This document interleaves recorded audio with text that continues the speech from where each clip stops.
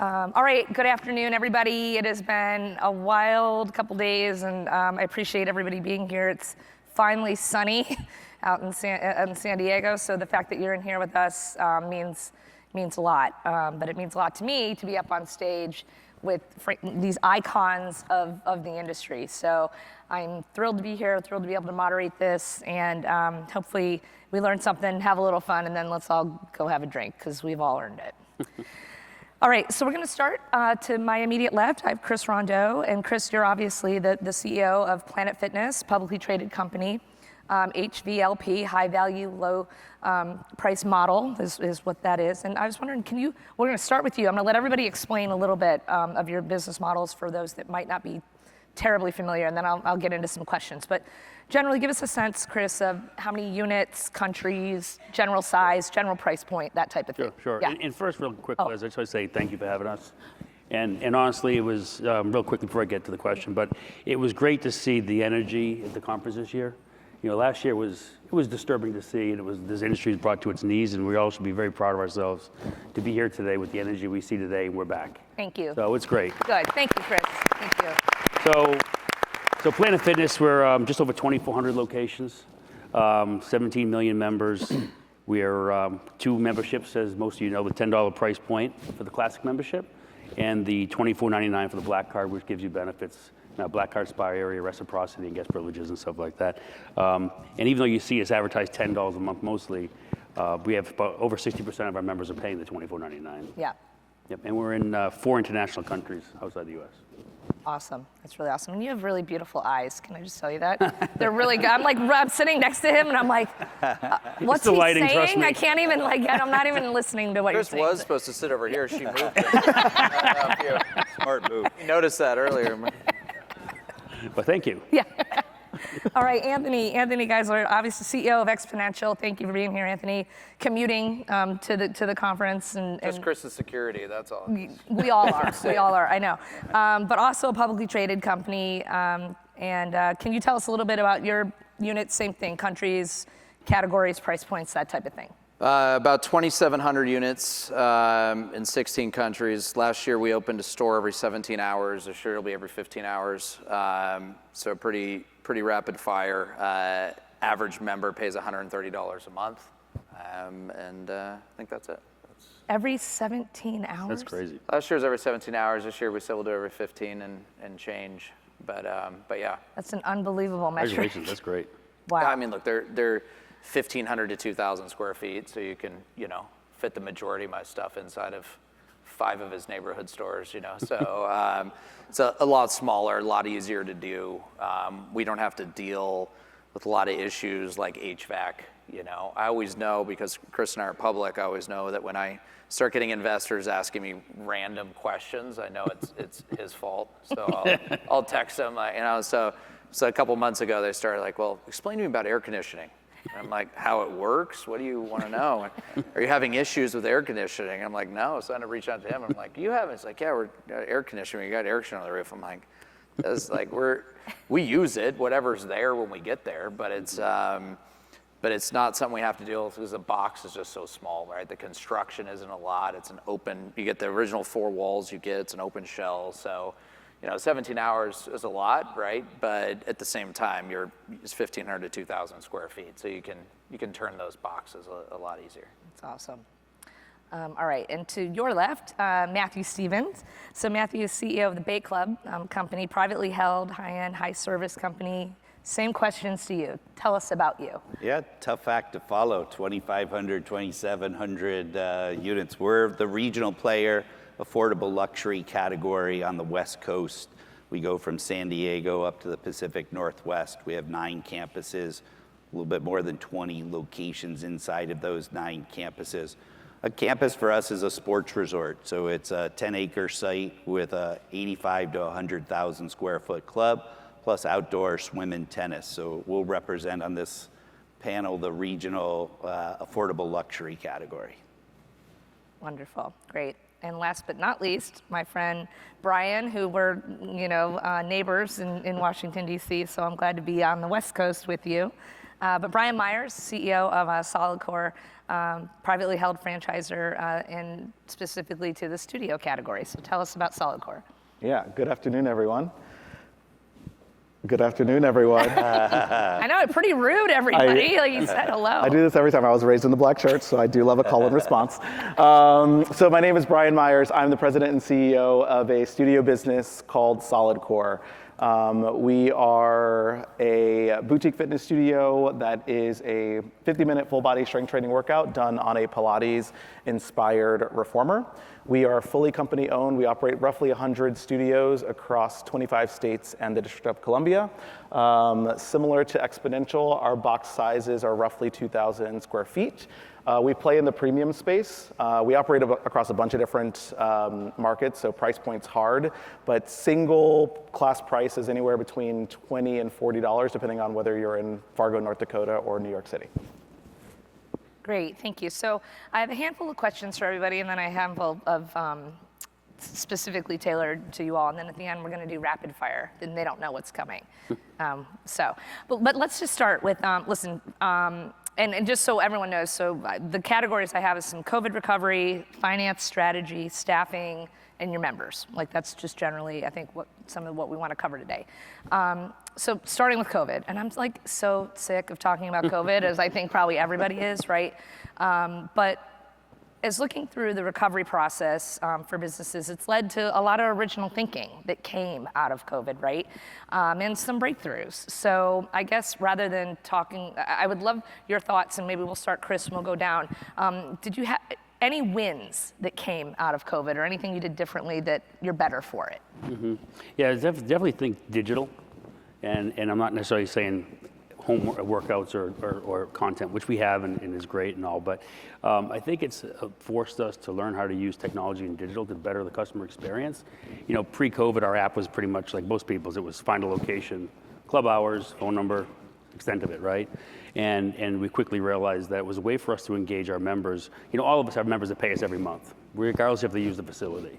And I think it really allowed us to think about how do we give them service and benefits and reach the member outside our four walls. Because unless they walk in, we have no way to service them, but they're paying us, we really isn't right. Yeah. So, you know, it also reduced friction, right? And how to better the customer experience when they use the facility, whether it's paying their balance before they get to the front desk, which is always an uncomfortable feeling, right? Crowd meter, so they know if it's extra busy before they get down there. And then also benefits, like we have partnerships with different brands out there, discounts on gas, discounts on Croc shoes, believe it or not. I mean, all kinds of stuff in our perks thing. So even if not using the facility, at least they're getting some sort of benefit for being a member. But outside of that, like we never really looked at digital as a way to encourage or contact our members besides send an email. Yeah. And that's all we ever really did. So I think it's digital. And today, you know, believe it or not, 75 to 80% of our members join digitally, not even taking a tour in the club. Wow. In pre-COVID, it was only about 30%. Really? So that one really stuck, and luckily we had the technology in place to be able to harness that. Amazing. So it's not going anywhere for you? No, it's sticking for sure. Yep, good. All right, Anthony? Yeah, I think, you know, Chris's point, about a year prior to COVID, we had kind of launched our own production facility and started doing digital, and so that really helped us because we kind of switched members from physical to digital and then back. You know, we still opened 350 clubs in 2020. And so we learned how to do a digital opening, which is weird. So how do you do? What does that even mean? You invite everyone. It's lame, but you invite everyone to a Zoom. You do it from the club so they can see it, and then you start giving them access to digital workouts. But that was how we did it. But with us, we have so many clubs in lease and in construction in the pipeline that you can't really stop that train, even for COVID. And if you all remember, it was 2 weeks to bend the curve, which thank God our government came with that, because if it had been 2 years to bend the curve, I think it would have been massive destruction, right? And so because it was 2 weeks, and another 2 weeks, and then just 4 weeks, and you know, that kind of thing, it still kept people sort of engaged and going along. But I think what was best for us is, you know, when it happened, my CFO came to me and he had a list of the 60% of the people we were laying off for COVID. We had about 250 employees at the corporate office. And I looked at him and I'm like, that's not gonna happen. Like our franchisees now need 150% support, right? Because no one's gone through COVID. You've got husbands and wives at home with kids. They're trying to homeschool and figure out what's happening with their business. And so I said, if anything, I want to hire people, which didn't make them very happy. And so he looked at me and he said, good, your payroll's $6.5 million a month. You put that in and I'll cover payroll. And I said, cool, you go back to your corner and write checks. I'll stay in my corner and put money in the bank and we'll be good. It was literally a conversation. He walked away thinking, not a chance in hell. He's getting $6.5 million. I'm going to lay these people off. And he walked away, and I was thinking, I don't know where the hell I'm going to get $6.5 million, but I'm going to find it. What came out of it is what we call today kind of brand access, and it's stuck with us, and it's about 16% of our revenue today, which is amazing. But I kind of looked around and it was like, hey, our credit card processor, like, why are they our credit card processor? It's because they were a startup 20 years ago when I started, and they're still with me. You know, ClassPass, why do I use ClassPass? Because Fritz is there and I like Fritz, like that's the answer. It's not, you know, it's not because anybody ran an RFP process and said, hey, this is the best vendor at the best price to leverage our scale. So I started doing that. And so you get a few million from this person, a few million from this person, you get part of the credit card processing, you get part of this, you get part of that. And that was how I started to build that $6.5 million a month. And I thought it was a genius idea until I went to a Chargers football game. And I saw, it was like, you know, official drink of the Bolt and this and that. And I'm like, you are not smart. These people have been doing this for like 400 years. You just haven't paid enough attention to the backside of a football field, really. But I ended up hiring the head of corporate partnerships from the Chargers that have been there for 10 years. And he now runs that, which is like a department, you know, for us today. So it sticks. And now, you know, we do lots of deals, Territory Foods, Lululemon Studio, Lululemon Retail, you know, their mirror products, Princess Cruises. You turn an LG TV and our content's on an LG TV. And so there's all these different places that we went and said, okay, let's take this digital product, and that's almost like a licensing company. Let's resell that one video 5 times over on Google Play or Hyatt Hilton Hotels or wherever it might be. And so that brand access is our fastest growing segment of our revenue, and now 16% of our revenue. And that was straight COVID. Wow. And is there, yeah, that's amazing. And then digital access, like Chris, with your partnerships too, same? Yeah, we do it. It's a nice to have. I mean, told everybody, we're not trying to be Peloton, we're not trying to be Beachbody or any of these other companies that do that. We're trying to meet the customer where the customer is. And so if they want to access us on an LG TV or in a stateroom on a ship or in their house or wherever it is, we want to be there for them, like Chris was saying, to kind of be where they are and make it more of a lifestyle in and around them, not just a place they go for, you know, 50 minutes once a week or something like that. So it was really, that's what the product was born for to begin with, was that omni-channel. Through COVID, it saved us because we had something to offer when we had nothing to give. And then we're able to convert people back to that digital and now use that as a product we license out. Awesome. Great. Matthew. So we represent the affordable luxury category, and when COVID hit, we were $300 million in revenue, $25 million a month, and you know, we had to study down. We're in California and Oregon, so 2 of the toughest states that were hit by the restrictions, and 2 of the toughest states to actually return on that side. I think our return date was March 15th, 2022, all restrictions were lifted. And we did a big study inside of our team and said, what was working pre-COVID, what wasn't working, and where, with the great things that are happening on the HVLP and the boutique side, what did we have to tweak? And so we've got a lot of very talented analytic players on our squad, and we studied the data and we said, look, the membership model that we've been working off of, I've been in the industry since 1985, you know, started off as an individual customer up at the premium and above. Then it went to an individual couple and family membership for immediate family only. And as you went into COVID, everybody had their pods and their groupings that they created. And those weren't immediate family only. Those were whatever the new definition of family was. And so we started to study it. You know, I definitely was not up to speed on all the technology. My team was laughing at me when I asked them about Venmo and these different things. And I think I brought to the table fantasy football was my concept, which is how can you move people in and out of your teams and things? Why can't we do that with a membership structure? So we created a pilot test with 250 memberships. You know, we said, let's see what happens if we allow members to define family. So we created a primary customer plus 5. And we were after all the objections that we were getting. Can I add my mother? Can I add my father? Can I add my brother? Can I add my sister? Can I add my neighbor? Can I add my best friends? Can I add my children's best friends? And we were always, no, you got to be an immediate family. And we just looked at each other and said, why? You know, why are we saying no? And so we started out with a pilot test, put it in an incubator in the fourth quarter of 2020, and we went sort of live to the membership base in first quarter of 21. And we've kept an eye on every single quarter as we've rolled that out and gone live across the board. Here we sit today in a category that, you know, has definitely had its challenges, and we're fully recovered. Same store sales across the board. Usage at the club is up to 115% of pre-COVID, and we've got great wins. Sort of the best category that's come out of this is you're seeing parents join, put their 2 kids on a membership, and their 2 kids' best friends. And they're finding ways to define what the definition of family. We did not have cannibalization. One of the controls we put in place was the primary members got full financial responsibility for the account, including in-house charges. We were chatting earlier today that up in our category, you know, you could spend $1,000 a month on a membership with all the different things you can do in the spa and the cafes and everything up on the premium category. And on $25 million of billing, we're averaging $20,000 of write-offs, which is even better than we were pre-COVID. More importantly, our attrition rate is down at 16% on an annualized basis because the primary customer acts like a perennial plant.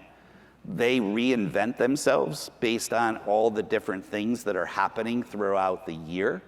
And so if the grandparents are coming into town, they put them on the membership, then they take them off when they go out of town. And as we've tracked every single quarter since Q1, every one of the quarters has grown in the number of people on the membership as people have gotten comfortable sort of figuring out how life is adjusting. It's summertime, kids are home for college, they come on the membership. They come off, the kids that are home, their best friends go on the membership. My tennis partner goes on the membership, and it comes off on and off. And a number of us up in this category had long conversations about it. We were small enough to take the chance. Some of the bigger shops couldn't take the chance on it. And we were like, look, somebody's gonna have to break this model and come up with a new concept if it's gonna help everybody. You guys have done a fantastic job on the HVLP. The boutique side has done great. How do we help the premium category and above? And look, we'll make the data available to people. Liz and I have had conversations about it. We're not trying to say we're geniuses. We just tried something and it really worked. And it's a lot of fun to see the outcomes of the process. And we'll make the data available to people and make sure we're available to help people if they want to think about this type of concept going forward. That's amazing. That model reminds me of what's going on with my cell phone plan and all the people that want to be on it and that I'm paying for. But all right, Bryan, what about you? Yeah, really quickly. I mean, I think like everyone on this panel and probably everyone in this room, COVID sort of forced us to stop the hamster wheel of life and reevaluate kind of what we all viewed as sort of being the norm, whether it was credit card processing fees or membership structure. And I think for us in the premium boutique fitness space, one of the things that we kind of always viewed as being a given was that if you wanted to play in the premium space, it needed to be a pay-as-you-go model. It needed to be a package model. Someone's buying a 5-pack or a 10-pack or a single class. And this notion that people being on a membership would actually somehow degrade the brand value. And we had a moment coming out of COVID where our senior leadership team kind of all looked at each other and said, we've kind of been on this path because that's how SoulCycle invented the premium boutique fitness category. But what if we looked at the world differently? And what if we actually decided that we were going to go down a slightly different path that more deeply engages our consumer, generates recurring and more predictable revenue for the business, and hopefully will ultimately drive more revenue? So similar to Matthew, we have a bunch of analytical people in-house, and we also use some folks externally, and we did a big price elasticity study. And I'll cut a long story short and just say that starting in the fall of 2021, we started to pivot the company to a pretty aggressive membership-oriented model. Just to use round numbers, pre-COVID, we had 30% of our revenue coming from members, 70% from pay-as-you-go packages, and we basically have flipped that on its head. And what that has meant is, again, we get deeper engagement from our consumer, higher revenue per client, and from an AUV perspective, relative to 2019, our AUVs are up 60% today. So feel really, really fortunate in some weird way that COVID sort of forced that pause because it really pushed us to think differently about our business, and it's helped us tremendously. Yeah. So I want to stay with you, Bryan, and then we'll go Bryan and Matthew. These are sort of specific to you because I have so many questions. But on that point about growth, so what does growth look, and we'll start with you maybe, Bryan, like what does growth look like for you? Is it more locations? Is it new offerings? Thinking differently? Yeah, fantastic question. So we define growth in a few different ways. Certainly new locations. So we are and have been the fastest growing company-owned boutique fitness concept in the US. So heading into COVID, we were going to open 33-ish units in 2020. Obviously, COVID put a little bit of a wrench in that, but we're getting back to that growth pace. This year we'll do between 20 and 25. Next year we'll do between 25 and 30. And so certainly new units are important. That being said, as I share with my team all the time, the most valuable thing that we can do to create value is invest in the strength of our existing units, because the stronger your existing units are, the stronger future units will be when they ultimately come out of the ground. And so we've invested a lot, the membership model being a key part of that, but also thinking about new offerings. And a lot of people think about new offerings in the sense of like, oh, if I'm strength training, do I add a cardio component? But we've thought about new offerings from the perspective of how do we cater more towards beginners? How do we cater towards women who are pregnant or coming just out of pregnancy? And thinking about variety in a few sort of different and unique ways within our industry. But I think importantly, growth for us also means investing in our talent because we all run talent-driven businesses. Yeah. And so we've thought a lot about how we continue to become the employer of choice, sorry, Anthony, in the boutique fitness space, and make sure that we are inspiring and motivating and rewarding our teams for building the best company in fitness. Great. Matthew. Look, we're a consolidator on the affordable luxury side of the world. We're backed by KKR. Probably the biggest question I get from them is how can we grow and grow faster? We give operators on the affordable luxury side of the world an exit opportunity. So right now we're sitting at $300 million in revenue, $100 million of EBITDA. We own about $1 billion worth of real estate as a regional operator. And our goal is to grow to $500 million in revenue, $200 million of EBITDA for 2024. That's got to be a combination of reinvestment into our existing properties.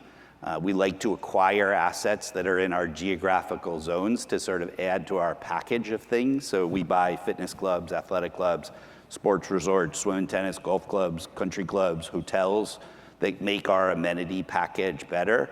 And we'd like to come off of the West Coast. Today we're San Diego to the Pacific Northwest, and the goal is to come off of the coast and start to work our way on a national platform. We've worked really hard over the years to get a group like KKR involved in this. And we take it really seriously that having somebody, one of the top private equity firms in the world involved, we got to make sure we take advantage of that, or they'll in and out and exit and a missed opportunity for the industry. So we're excited. We're excited where we are. We've got a lot of work to do. And I can't grow anywhere near as fast as these two. So, we're like a snail compared to you guys. But if you've been able to be successful in California and Oregon with the policy climate that you have, the more you get in towards the middle of the country, I think you're going to be thankful for that. Yeah, we were saying you needed a PhD with all the counties and everything to try to figure out what was going on, right? Yep.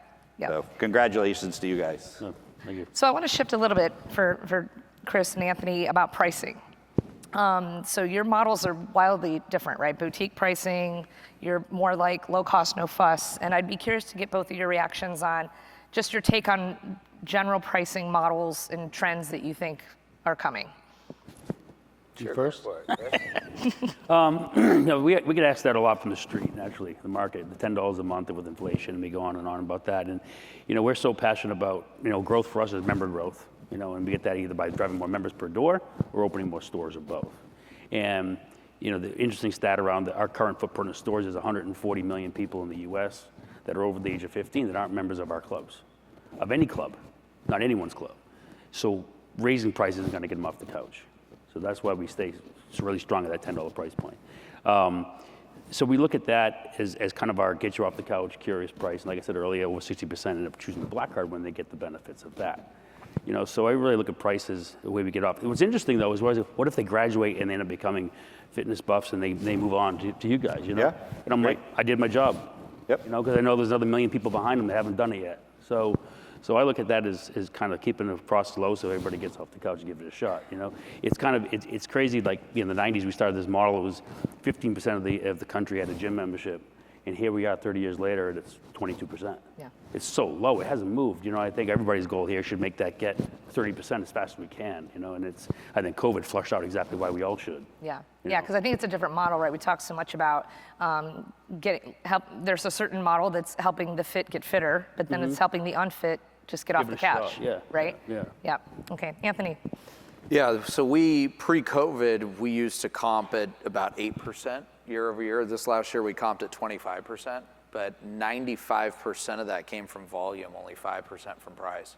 And so we're seeing that the demand for the product is massively greater than it's ever been. Even our clubs that are 3+ years old are still comping like that. And Chris will tell you, it's like, I was in front of 250 one-on-ones this month alone with investors, and they want to actually hear that, oh yeah, there's a massive headwind, price is an issue, recession coming, looming inflation, but we're monitoring it, things are gonna be okay, right? Because if you just tell them that it's all great, they're like, this guy's full of shit, right? And the great thing about being public is like a lot of people go to jail in the conspiracy of, the audited financial statements, right? And so they've got to be right, and they are right, and they know that. And but still, it's like they don't want to believe it, and they're all waiting for this yet moment. And Chris and I are on the street all the time and on media all the time, and it's just like, look,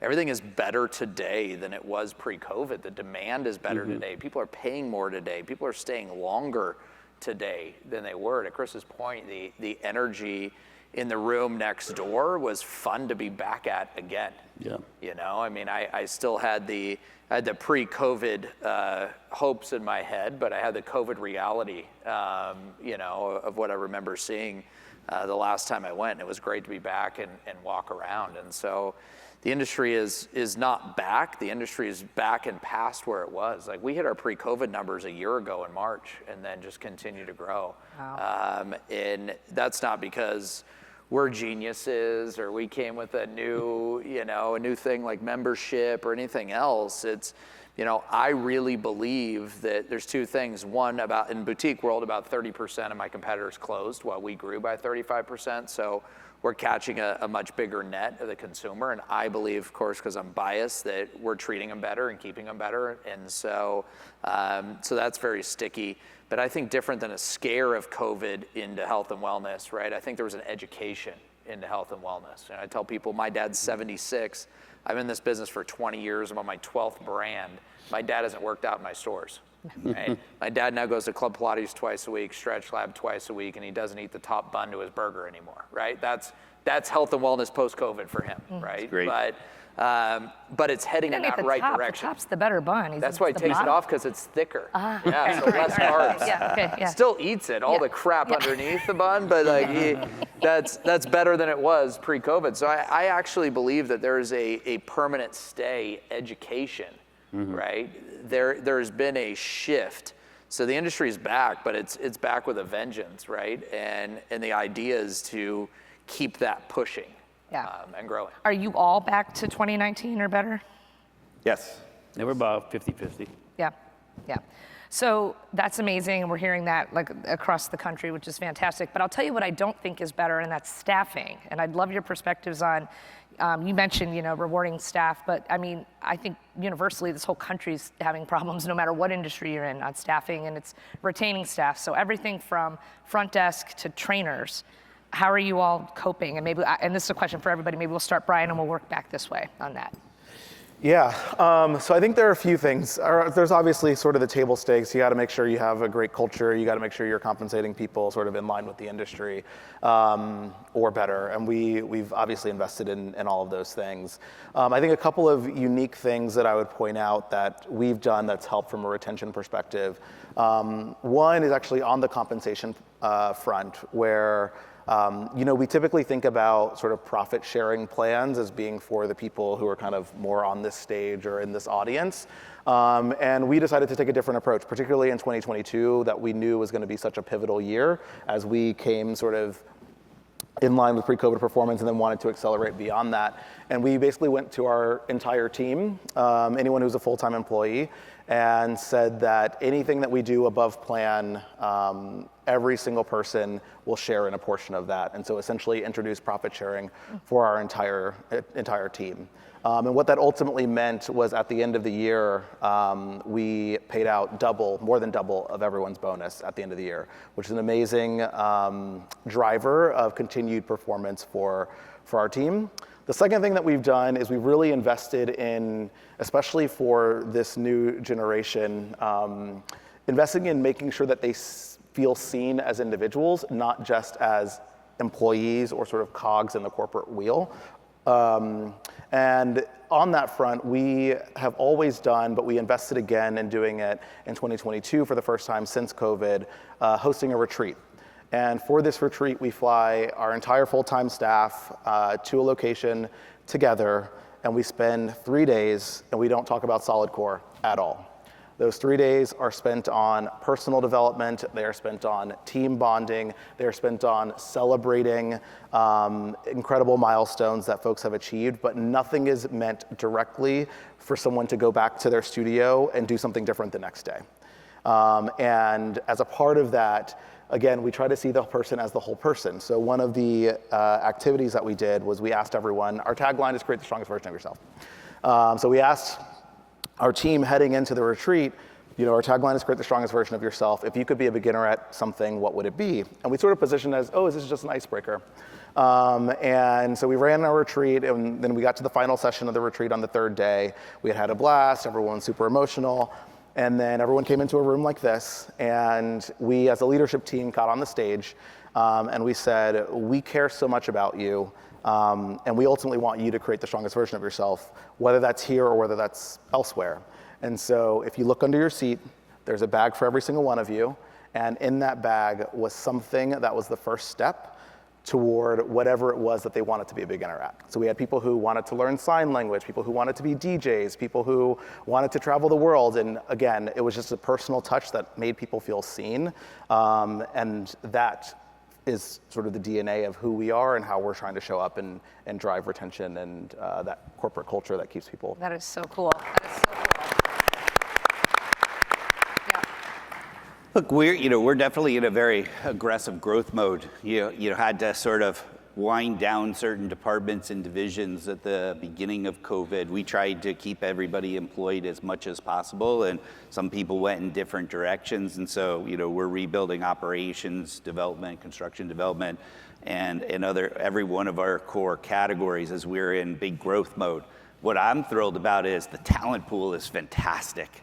You know, you've got consumer retail that struggled, you've got technology that struggled, and so all of a sudden, you know, you're having interviews with really, really impressive individuals. We've been able to hire 3 different C-suite individuals with fantastic resumes. I would have never seen these people 5 years ago. You and I our new chief operating officer ran Athleta's 220 stores. And, you know, that talent just never came our direction. We picked up 4 #1 draft picks from North Face, Levi's, Athleta, and Gap. You never saw that talent coming into our space. We've got you guys to thank, right? The volume that you felt on that fitness floor, the energy that's in our space is just exciting.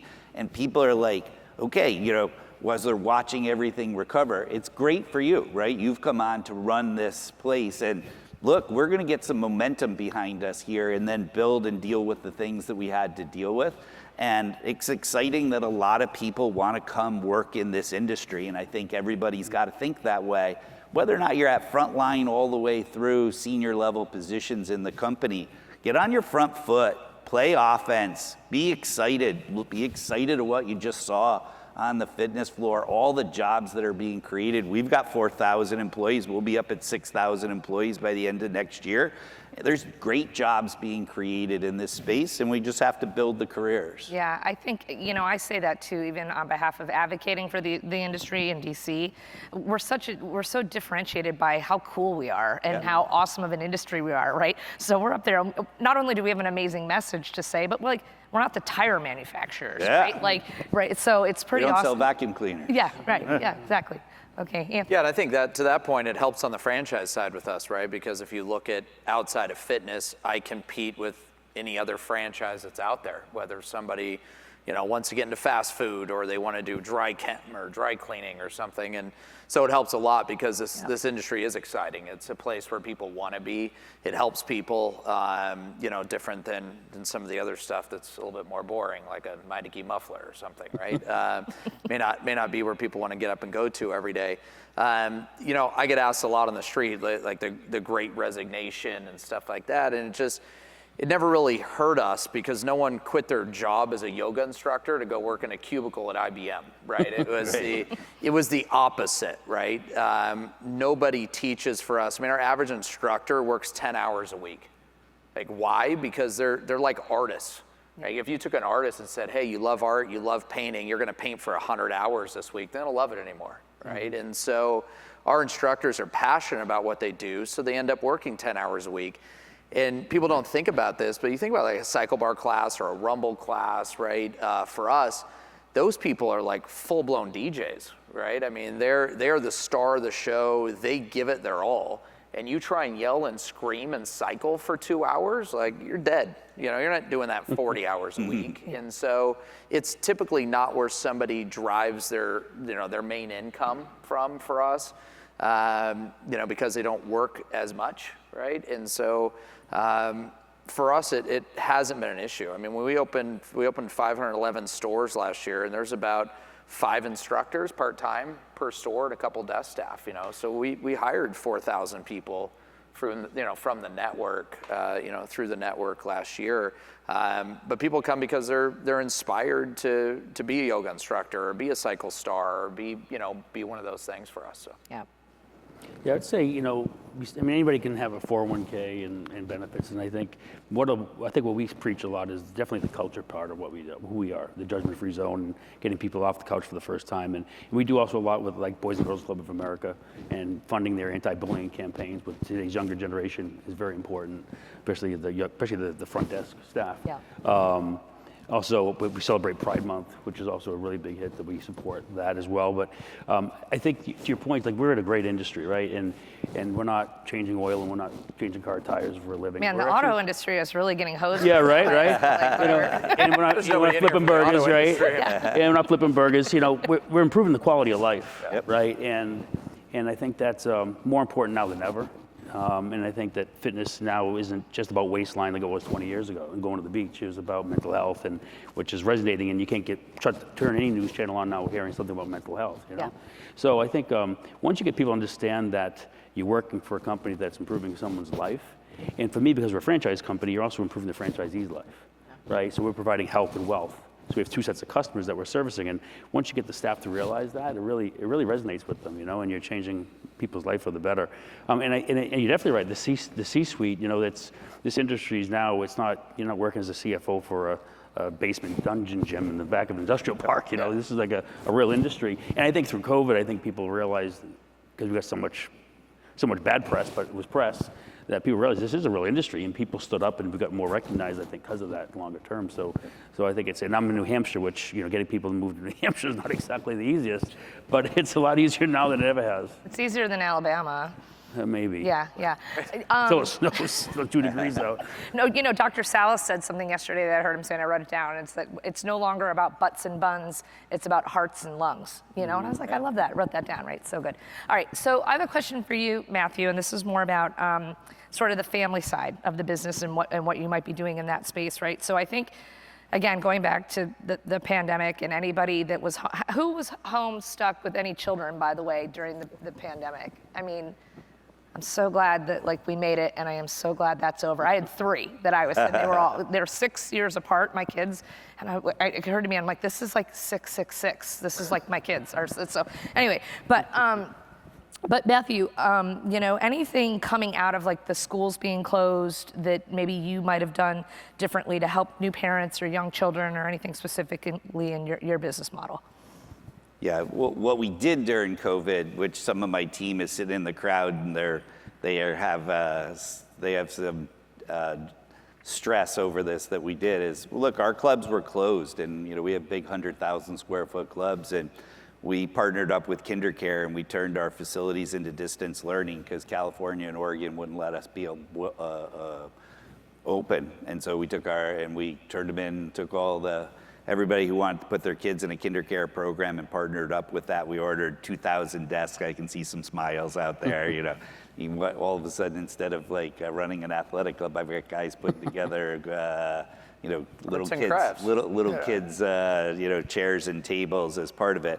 What we've done post-COVID is this shared membership has really changed the dynamic for us, which post-COVID is we've got a lot more teens and tweens. I think I've been at this for 30 some odd years trying to get the teens and tweens into the clubs, and now all of a sudden we have them through this shared membership program with the parents putting the kids' best friends on the membership. And so this whole DJing concept, we're thinking of group exercise studios, and we've got classes, but we're letting them film TikTok programs in there and DJ the classes and think about the things that they want to do. We once upon a time built a partnership with Camp Woodward that was based out of Tahoe, and their concept was, BMX, bicycling, and skateboarding, but then there's a group of kids that do the filming of it, and then there's a group of kids that do the mixing of that in the music. And so, what we're pushing to everybody is, just doesn't have to be the kids that are athletic to be in the club. Focus on helping the parents get the kids out of the house, even if they're gamers,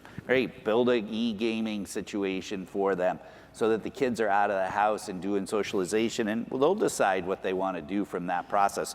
So it's a lot of fun because you get to sit around now and strategize on, okay, you've got a 12 and a 14-year-old, you got a 6 and an 8-year-old, and your strategy sessions are, what do you want me to do with your kids, and how do we program to that, which is a good problem to have. Yeah, that's awesome. That's amazing. Do you miss KinderCare? No, my team that's out there is like, no, that was a great idea on paper, and let's just say I have a lot more gray hair today after doing that project. Oh, good. Okay, so Chris, I have a question for you, and I'm going to shift a little bit to marketing. You guys are just genius marketers, and we talk a lot about your model is so important because what we all as an industry, say, what about the other 80%? We got 20%, but what about the other 80, and how do we get to the other 80? And I just love your thoughts on some of your campaigns or what you think others should be doing to appeal to this audience, to crack the code, and we were talking about this the other day in a meeting, that let's just get 30%. We want to get 80%, but how do we get from 20 to 30? How do we just make incremental progress and chip away from that? Sure, yeah. I think and I think the judgment-free zone, which 10, 20 years ago had a little different meaning than it does today. And I think back then it was more about not getting out the intimidation from the big bodybuilders and powerlifters in the facility that would ruin the atmosphere for somebody to give it a shot for the first time. What Judgment-Free Zone today, I think, means much more about inclusivity and diversity, which again, with younger generations is super important, as it is for everybody, which is important. And through COVID, what we've realized, and I think everybody sees now, is that not only does everybody have a renewed sense of importance around health and wellness, they realize that the people that got affected, if you knew somebody, which most people do, and somebody was affected badly, was usually from health conditions, right, or they're overweight. So people have a renewed sense of importance around health and wellness, but also about mental health, right? And the benefits of exercise, everybody always advertised, or you always talked about, like, get in shape, lose weight, pants fit better, you walk up a mountain, whatever you want to do as a goal, where now it's about relieving stress. And we, recently we've been trying to capture that without sounding clinical, because it can really go down a bad road and not be too serious. But, as we all know, even the days that you don't want to go to the gym, you always know the second you walk out, you feel a heck of a lot better, and you're glad you did it, as much as you drag yourself off the couch or your ass out of bed at 5 a.m, but you're always happy you did it. Yep. And I don't think, the person who's never worked out before has never felt that. If you think about that, if you've never worked out before, right, you don't understand that glow that we call it. Yep. You don't feel that post-workout high, right? Once you feel it, you're not going to lose weight the first time, but you'll get that the first time. And if you can get people to stick in there and feel the glow, 3 months later, you will feel better. Your pants will feel better, So that's what we've been pushing out. We spent about $240 million last year in marketing. And we had about 1.8 million net members last year. And for those of you who don't know, 9% of every single member's dues goes back into marketing. So every year we spend more every year. 9% of How much of that's on New Year's Eve? Not that much, really. That's only a fraction. It's a good way to kick the January sale off for sure. And it's a fun event because I get to attend it. But I think with marketing is we got to get people off the couch and you got to get them to feel the reason why. And let's face it. I mean, I'm the first one to admit I'd rather stay in bed at 5 a.m, right? Yeah. And I always compare it. As crazy as it sounds, like mowing your lawn. You don't want to do it. But you have to do it. And if you don't do it, it's going to be a foot high. But once you do it and you have a beer and you sit on the porch and all those lines are straight, man, that was good. It was worth it. And every morning I wake up, I don't want to go, but I know when I'm done and get ready for work, I feel a lot better about myself. Oh my God, I love that. And the feeling the glow too. You don't have to work out for 3 hours a day to feel the glow, right? Like that's the other thing too. I think it's about making it achievable and just moving your body, like what that means for. That's a great point because, and this is important, I think, that a lot of people who've never worked out before, they have this misperception that they got to come in 6-7 days a week and they got to work out 2 hours. And they're like, I don't have the time. I've got 3 kids, I got a job, I got to do this, make dinner, whatever you have to do. You can do it once a week. Have a lot better than doing it none. So I think, it's baby steps first. And I think that's what people got to realize. Otherwise, they just say, I'm not going to throw in the towel because it's not the way I can do it that much. Yeah. Let me ask a little bit, because we are seeing, I think, a slow recovery on just general retail, people coming back and dealing with landlords. And I think in some instances, landlords are just desperate still to fill space. And I want to maybe start with you, Anthony, and, are you seeing increases or decreases of your traffic, and does your landlord deals have anything to do with that? Yeah, so like I said, the majority of it's coming from volume for us. So there's definitely increased demand for our boxes. When Bed Bath & Beyond goes out, that's maybe a box that Chris can take. I remember back when I had LA Boxing and Hollywood Video and Blockbuster went out, and that was a perfect size box for me. It's 4,000 feet. It was empty with 2 bathrooms. And so, depending on what industry you're in, sometimes something else happens that can help. But not a lot of retailers at 1,500 to 2,000 square feet nationally that kind of, created upside for us. But about 92% of the retail real estate in my box size is leased. Where I want to go. I go in, kind of grocery anchored retail shopping centers, next to a Starbucks or something like that. And so for us, it's still, this year we'll probably sign 700 leases, somewhere in the 600-700 lease range. Our definition of open is, we stole it from Chris. I called him and thanked him when we went public. I said, thank God you did the work, because otherwise, Wall Street and fitness hasn't been good, and they wouldn't even talk to me. But the reality is, for us, we'll sign a bunch of those leases and, get a bunch of those stores open, but that's a headwind for us. Investors are always like, well, you opened 500, you can't do 600. I'm like, who else did 500? We're only willing to kind of take those grocery anchored centers, and we're doing 10-year lease terms, and so we want to make sure, we have to protect the franchisee. You can be a super smart person, you could be worth millions of dollars, you could have been in corporate America for 25 years. A lot of our franchisees they call them corporate refugees. And they come to us because they hate their jobs and they want to buy one they like, right? But they will pretty much sign whatever lease you put in front of them because they don't know any better. They've never done a retail lease, right? So it's our job to make sure we protect them. So what I've told the street, the analysts, is like, look, I can open 500 extra stores, but I don't know the lifetime value of those last stores if I put them in bad locations or great locations with bad leases, and I'm not going to put franchisees in harm's way. So, we would love to do more. We have more. We have 2,000 stores already bought and paid for to open where we sit today, which is almost twice the size of the company. But we'll do that over a several-year period because we want to get the best real estate in the best locations. But those kind of centers are about 92% leased. Wow. Do you have any thoughts, Matthew, on this? I think these guys are doing with a lot more volume on the retail side. We're more on the acquisition side of existing clubs and then putting them into our campuses and our portfolio. So Not I think, Bryan? yeah. Yeah, no, similar story to what you heard from Anthony. We're looking for similar sites, right? So it's grocery anchored centers with other daily needs uses, whether it's coffee or dry cleaning, et cetera. I think what I will say is landlords are excited about tenants that have performed well coming out of COVID, who have credit, and they're willing to, even though the spaces aren't as available, they are willing to be a little bit more flexible. We're finding on some of the deal terms that they were stubborn on pre-COVID. So we are saving a little bit more flexibility, but I would say that's probably about the only change. Yeah. What about you, Chris? Yeah, I would say, if you go back pre-08, 09 when the financial crisis, we were, they hated gyms, right? We were parking lot hogs, and they didn't want us to, be in there. And if they gave us center, it would be in the elbow of the shopping center where, to Anthony's point, with Bed Bath & Beyond, Toys R Us, back in the day, Circuit City, we are the anchor. We are the grocery store in a lot of ways. We drive about 5,000 workouts in our centers a week per store. And the traffic is Monday, Tuesday, Wednesday, like most gyms. So unlike groceries, weekends, so it's a perfect complement to that. So, and we're slightly over 50% female, so they want them in the parking lot as well for shopping.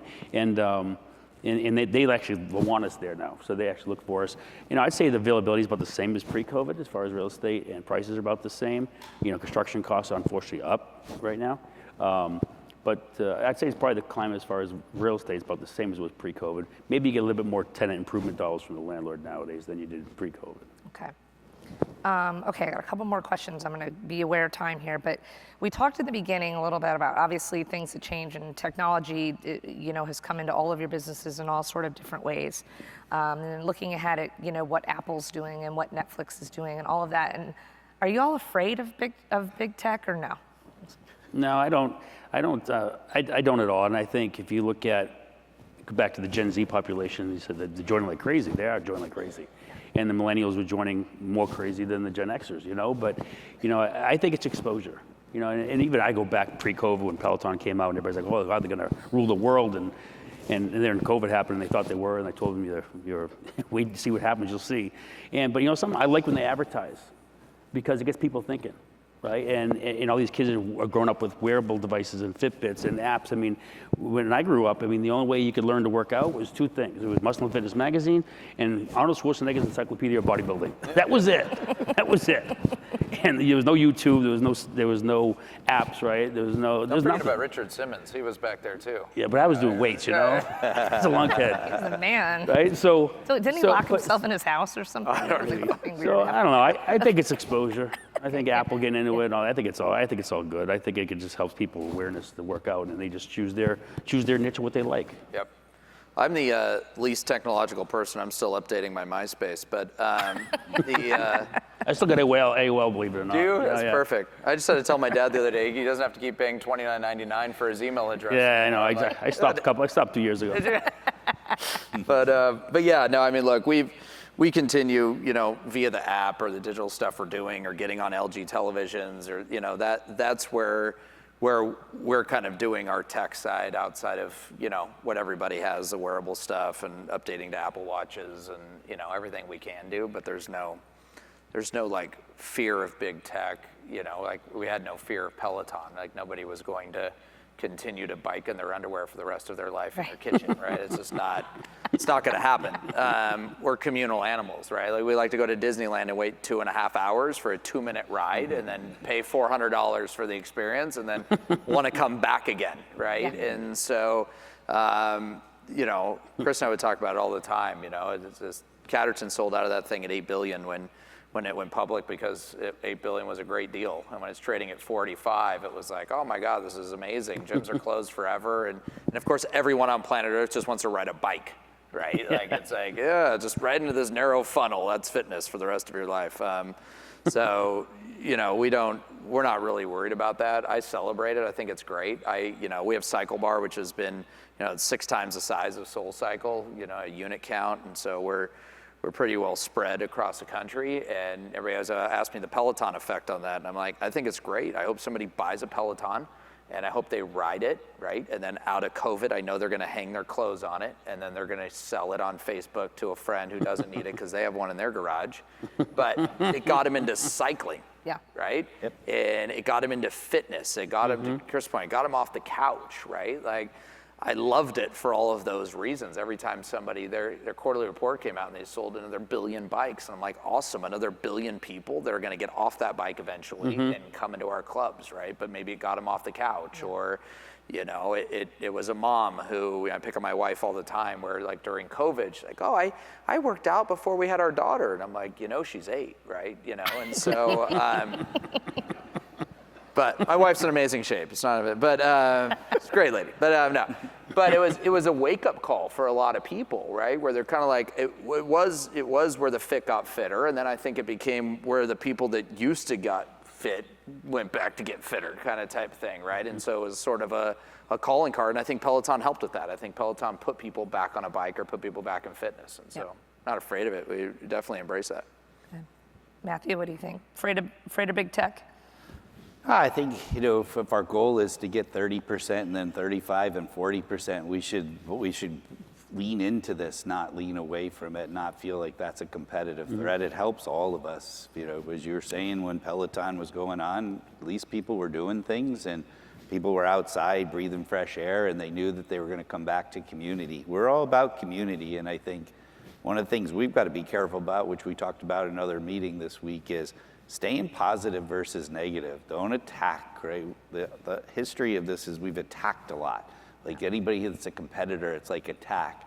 I heard a lot of good things in meetings where people all started to get together and people that are competitors work together during COVID. And I think that's got to be a big part of our industry. You want to get to 30%? Well, let's all work together. And you guys are great. You're all great. The crowd out here is fantastic. The energy on the floor was fantastic. Let's build in and lean into that energy is my thoughts. Yeah, love that.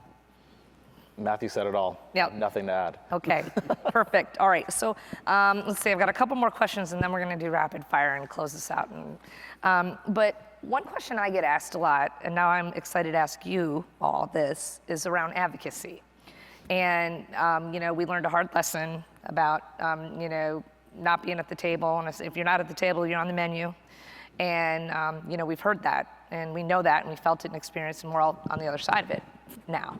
But what are your thoughts on advocacy and what needs to be done moving forward to be relevant in the advocacy space, to get ahead, to make sure that we're not left behind? Again, I'm gonna start with Chris. Yeah, I mean, there's no doubt that it's evident that we were misunderstood and underappreciated for what we do. You know, I think you can make a case we're the only one in healthcare. Everybody else is in sick care. Yep. And we're the last people that should have shut down. You know, we logged 2020 after we reopened, we logged 250 million workouts that year, not one breakout. Yeah. So, you know, they had no data to support it otherwise, you know. So I think we gotta, you know, we're on the other side of this and we've proved that, but I think we got the right tailwinds from the world thinking about fitness is more important. We gotta get everybody else behind that as well, to understand where our place is. Yeah. What do you think, Anthony? Yeah, like I think, we're kind of talking about one of the permanent things that came out of COVID that wasn't there before was, kind of everybody in the industry getting together. For the first time, I remember I was out of my house in the desert. There's nothing to do when your business is closed, and so it was all of us getting together, and that's what I said at the meeting before. Like I knew who Chris was. I used to see Chuck at the IHRSA events, and it was like, oh, that's Chuck from Anytime. Like you knew who he was. He was like, you're an icon, right? These guys like Chris and Chuck and everybody were legends and in the business. But you didn't go up and talk to them. Like I never went up to talk to them. It's like. They don't want to talk to me, like it's Chris or it's it's Chuck or it's whatever, right? These guys it's just how it was. And it wasn't even so much like, oh, I don't like them because I'm like competing with them or my product's better. It's just how it was. And so, during COVID, we all, and I think Chuck did a lot of that, but some other people definitely did as well, trying to get everybody on the phone. Yep. And get everybody on a Zoom call. It's like, what else are you doing? Your business is closed, What's your good excuse? Yeah. Or you're trying to find toilet paper. Yeah, it was like, it was 2 weeks after when I was so busy closing everything, and then I could breathe because it was all gone. But getting us all together on Zoom calls where we did that and we continually met and got back together, and you had Bahram and you had all these people on the phone that had been around the industry for so long. Then we all came together, right? And then post-COVID, we've all still stuck together, like and so I think, to your point, we had that meeting yesterday, none of those people had all been in one room together before, and, especially in a room together, kind of working together for a cause like advocacy or where are we going. So I think that'll be a lasting effect, and to your credit, you coming on and, taking over this plane with one wing, and rebuilding it in the air, right, is a big deal too. So that we can continue to push forward. Thank you. Yeah, of course. Yeah, no question about it. I think everybody's thrilled to have you on board here, and the fact that you bring the credibility to the table and some thoughts on how we get our act together, because it is a great industry, all the energy and everything that we're talking about. But as we talked yesterday in a meeting, one of the challenges we have a tendency to fight negative. Like we're always on the back of our heels, fighting. And I think we have to find, as a group, we've got to find something we can rally behind that's positive. And as much as I'd love to talk about reducing obesity and things like that, the reality is it's hard to do that. It's like you can't sort of do, like, what did you give back to society? What did you give back to community? So, we tossed out an idea yesterday, which is, what about us helping everybody get CPR AED certified or some type of knowledge on that, given all the issues that have been happening out there in the community? Because you guys, if you build this advocacy, we can give you $20 million if you want to go do it, but you got to have something positive to talk about. And for 20 years, we've been going in there, we make people feel better, live longer, XYZ, and they're like, yeah, go play in the corner, right? It's like, okay, it's true, but it's not something that they can put their teeth into. It's a theory or a concept. And yeah, there's facts behind it, but they've not listened. What do we need to do as an industry that's really positive, that does something for the community, can go into the diversity and inclusion areas and provide something that's going to make a difference? And when you see little kids, getting hit in the chest with a soccer ball and going down, and nobody knows how to give CPR AED to that process, you see a referee going down, you see a football player on national television going down. How do we raise around there? And maybe that's not the right idea, but collectively we've got to come together and pick something that we can make a difference on. And then everybody's got to go all in. You got to realize you're not going to get there if you don't pay for it. If you want to get FSA and HSA dollars, and you're like, yeah, that's going to be great, because all my dues, if I'm $10 or $25, it'll all be paid for in HSA, FSA. We've already tried that, and they say no to us because we're not doing something that they can sink their teeth into. So you got to be willing to give up something to get something. Yes, do we deserve that? 100%. But what are we going to lean into as an industry was some of the things we were talking about yesterday. Yeah, I would add, I think the biggest risk to our advocacy agenda as an industry is the shortness of the human memory. Because while I agree with what Anthony articulated, which is that this industry came together like never before at the height of COVID, what I will also tell you is that that's what times of crisis does to humans. So I'm not getting political, so just stay with me for a second. Right? If I rewind to September 12th, 2001, this country was more united than it has ever been. And if I told you that 10 or 15 years later, this country would be more divided than it's ever been, you would have called me crazy in the moment. Yeah. And it's because our memory is short. And I think if we do not somehow, as a collective, figure out how to continue to remind each other that we are stronger together than we are apart, then we will never advance this industry the way that we know that we need to. Yeah. Okay. All right. Well, we're gonna close out here, but I'm gonna end with some sort of get to know you questions. And this isn't rapid fire yet, but we'll start with you. And this is, what's the best advice that you've ever been given by a mentor that helped you professionally? Start, Bryan, and bring all that back. Yep. I don't know if it's the best advice that I've ever gotten, but it's definitely the advice that I use most often. We'll see if it's applicable to this room. Who in this room thinks that they work harder than the average person? I was about to say, it's about to fall real flat. Okay, so the advice that I use the most, that I remind myself of constantly, is your goal in life is to work as little as possible while still exceeding expectations. And I think for the people who are wired, like everyone who just raised their hands, that's actually a really hard thing to do, because you're wired to continue to keep working, and there's always going to be more work to do. And what I found as I moved up in my career is that when I show up as my best self at work, it's because I've actually taken care of myself outside of work. And that means that I can't do every single thing that I want to do under the sun at work. And so I try to take that with me every day and remind myself my goal is to do as little as I can while still exceeding expectations. Brilliant. I love it. Nice. Yep. Matthew. You know, when I got a chance to take over a company doing a turnaround in 2003 for Brentwood Associates, I, was in there for a month and had a list of 175 things on my list that I have to do. And a lot of people in the industry right now are facing, how do I get through what we're through as part of it? And I had a mentor named Tom Davin, who used to be the chief operating officer at Taco Bell. He was the managing director of Brentwood Associates. And he taught me a really simple thing. He's like, just pick three. Just pick three things and get them done.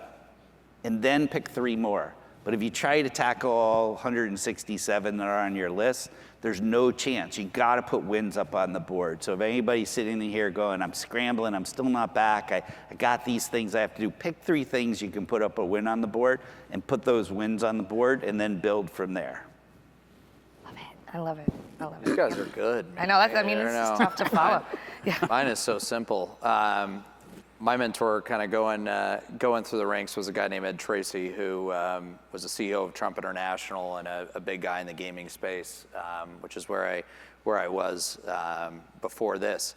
And at one point, I was calling people, trying to get him to call me, a certain person trying to get him to call me back, and said, I just don't get why he's calling me back. And he's like, well, there's nothing to say to you yet.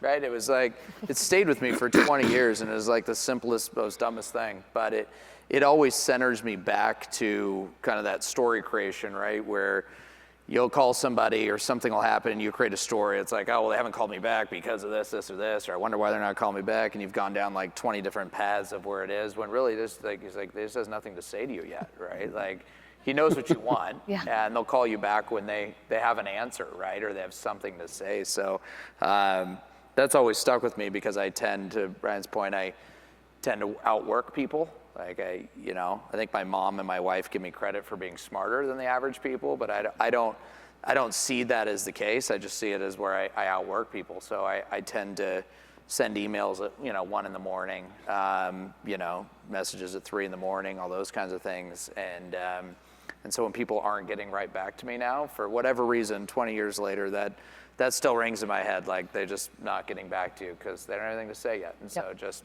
kind of pipe down and and relax. So. Like maybe they're asleep or something. Yeah. Or they have a life. Yeah. Or me post kids is totally different than me pre kids. I've got a lot of empathy and sympathy with a 4-year-old and an 8-year-old now. So it's different. Chris. Cool. I would say it's definitely my dad. He always told me when I was very little that I could always do anything I set my mind to. And he was a high school dropout. He had 4 kids before he was 21. He ended up opening 14 pharmacies. He was never a pharmacist, dropped out of high school. Ended up being the largest fertility pharmacy in the country at one point. And then ended up becoming a franchisee of Planet in Charlotte, had like 8 stores before he retired. And then, but he always said that, you know, and so honestly, I hate school. I dropped out of college. First book I ever read was when I was 42, you know, and I didn't think I'd ever become a public company CEO. You know, I thought EBITDA were vowels. Yeah. And that's what your Kager is. I thought that's like a party I went to in college. You did a headstand. I was like, Kager. I was like, what are you talking about? So I think it's just through a lot of hard work and a school of hard knocks, I made it, you know, but he always said that no matter what, you can always do what you stick your mind to, you know. I never forget one time he pulled the driveway and my parents were divorced and he pulled with a Mercedes with the windshield wipers and the headlights. Remember that from like the 80s? I was like, holy Jesus. Windshield wipers and headlights? I want to be him. Yeah, exactly. That's my dad. That's a whole other level. That's success, right? Yeah. And so I just worked my ass off, quite honestly. So I always stick with me. Stick with me today. You've done okay. I love the word. You've done okay. Yeah. Okay, this was awesome. And now we're rapid fire. I got 4 questions for you. You don't know what's coming. We're going to start with Chris. 4 each? No, the same 4, but for all of you. And we're going to go different. We're going to start with Chris. All right? Favorite city? Boston. This is not rapid fire. Vegas. Okay. Manhattan Beach. Barcelona. All right. Okay, good. Okay, next one. We're going to go backwards. Hell is this? First concert. Warped Tour. Journey. Prince. Beastie Boys. Okay, we're going to go this way. You win that round Yeah, for that sure. Okay. We should. Favorite sandwich? I don't eat them. Tom Brady. Okay, all right. I don't either, but when I did, 6-inch foot-long meatball, Subway. Panini. Peanut butter and jelly. Okay. That's a good one. All right. The, Okay. the Encrustable version, though, it's got to be the Crunchy Encrustable. peanut butter? Yeah, that's right. No, I don't like crunchy I'm peanut butter creamy. either. Crunchy. Yeah, no. Okay. Last one. What was your first car and did it have a name? Okay, this is gonna make me sound really rich. I promise I'm not. Mercedes-Benz. Okay. Nice. It was old. Okay. Right. Subaru Did it have a Outback. name? No nickname. Okay. No nickname, Subaru Outback. Geo Storm, but it was the GSI version. I just want to say that. What color? That was the coupe. Yeah. Red with the plastic spoiler. And, Boom.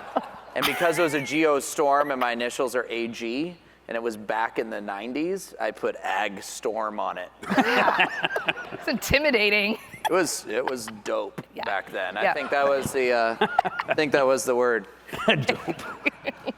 All right. Follow that one up, Chris. Yeah. Mine was a beautiful van with nice shag carpet and a pull-out futon in the back. You're making that up. No, true story. Oh my gosh. Rocking Beastie When All right. you pull up to pick up a girl on a date, bad news. That's right. Father was not happy. Kicks open, slides the door open, Yeah. Beastie Boys playing, the eyes come out. That's right. Yeah, you're not leaving. Oh my Dad gosh. just shuts the door and double bolts it. I love it. I love it, abandoned carpet. Okay, thank you all so much. Everybody, please thank me for joining these guys. Thank you. Awesome. That's it. I think we got a reception happening out there, and then we are wrapped up. Great. Thank you, Liz. Thank you, guys. Thank you, Liz. Yeah. Thank you, Liz.